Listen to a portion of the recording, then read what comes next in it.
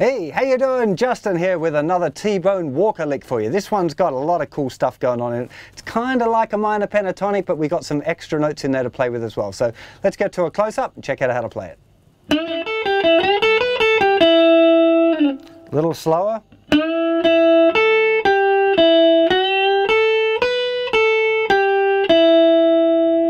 Okay, this first part of this lick, very, very common blues.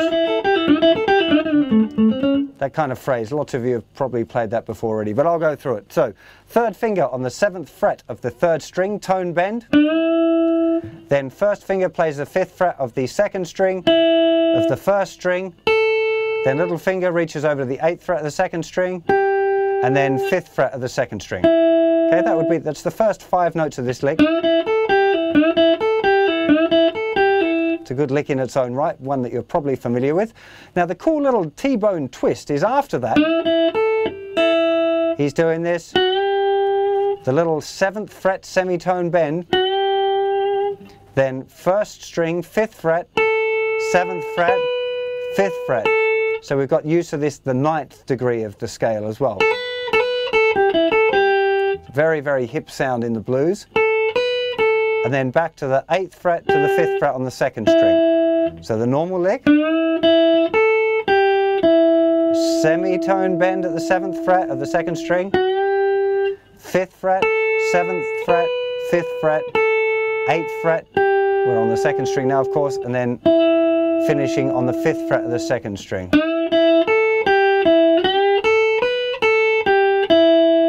Okay, it's all triplets, 1 triplet, 2 triplet, 3 triplet, 4 triplet, 1 triplet, 2 triplet, 3 triplet, 4 triplet.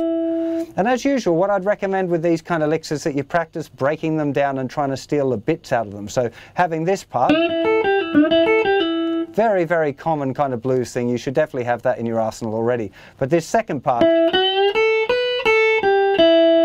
really, really cool, rather than just having like normal pentatonic, having that.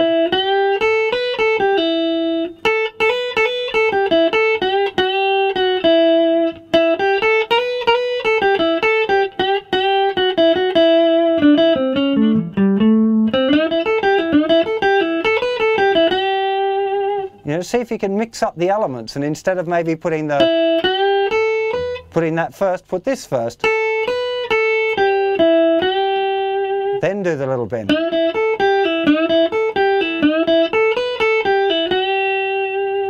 You could really experiment and get a lot of mileage out of this idea.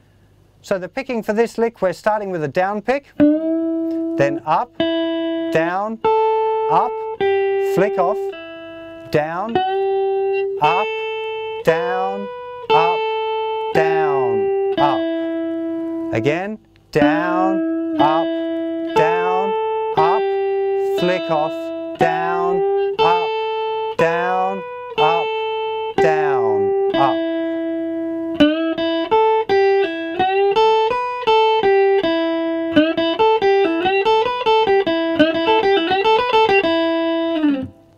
As usual with these licks, I recommend that you go through a few different stages of practice. The first thing you want to do is learn the lick exactly as it is. Practice improvising with it. Then break it down into sections and see if you can rearrange it a little bit. See how much mileage you can get out of the lick and maybe quirk it up a little bit so it becomes your kind of a lick. Then you want to make sure you're improvising with other licks that you know and starting to work that lick in with your other phrases so that it starts to get in and out of that lick fairly seamlessly. You want it to just flow between other phrases you know and this lick and then continuing your solo. Now I know that feels a little bit false, a little bit by playing by numbers, and blues isn't about that. But the important thing is that as you're practicing the lick over and over again and using it in different ways, you're kind of programming your inner ear to hear that sound. So eventually when you actually go to play, you'll kind of hear those licks and they'll happen by themselves. But you've got to program them in there. They have to come from somewhere. And actually by programming your fingers to know how to make the sounds that you hear in your inner ear is a really good way of getting to express yourself. So have fun with that lick, and I'll see you for plenty more very soon. You take care of yourselves. Bye bye.